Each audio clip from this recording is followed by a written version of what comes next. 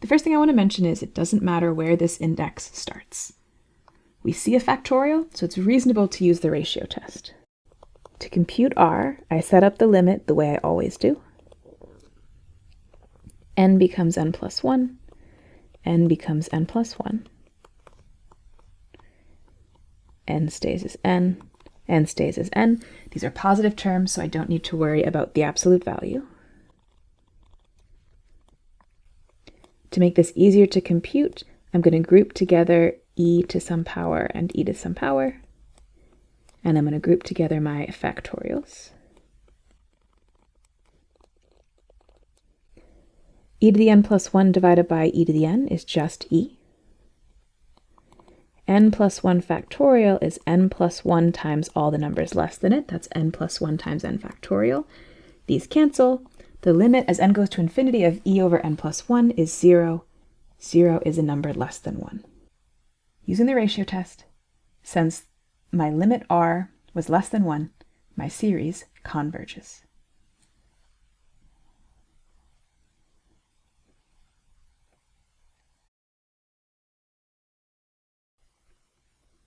Let's see what happens when we try to apply the ratio test to this series.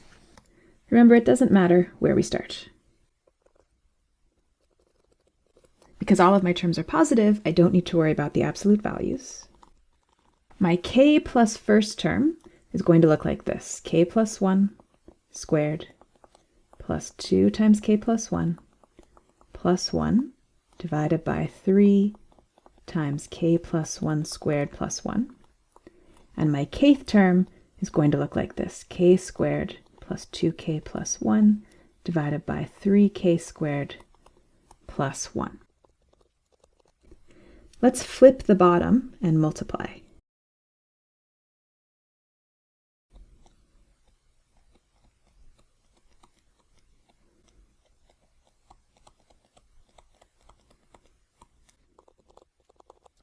To find the limit of a rational function like this, a polynomial over a polynomial, remember we just need to know the coefficient of the highest degree term.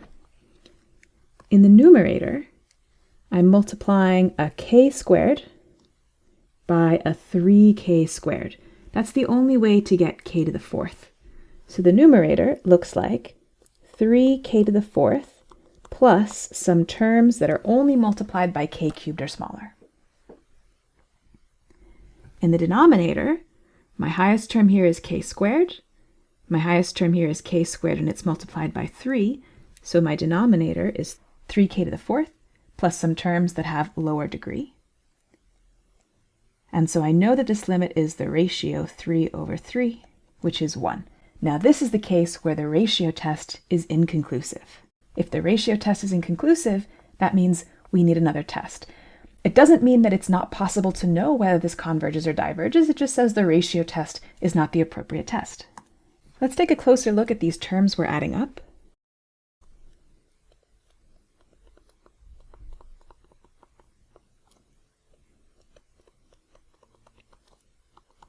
This is a rational function. The top and the bottom have the same degree. They're both quadratic. So the limit is the ratio of the coefficients of those leading terms. So the limit of the things being added up is a third. So by the divergence test, the series diverges.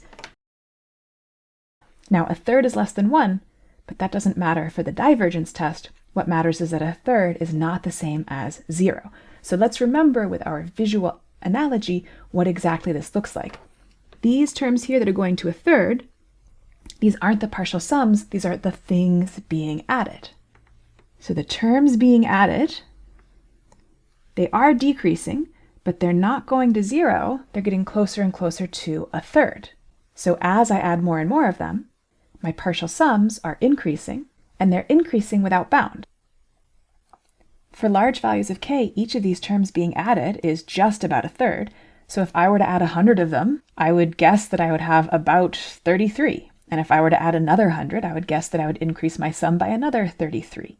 Not exactly, because these aren't exactly a third, but pretty close. Every time I add another 100 terms, my partial sum goes up by about 33. So this limit is going to infinity. That's why our series diverges when our sequence has limit 1/3.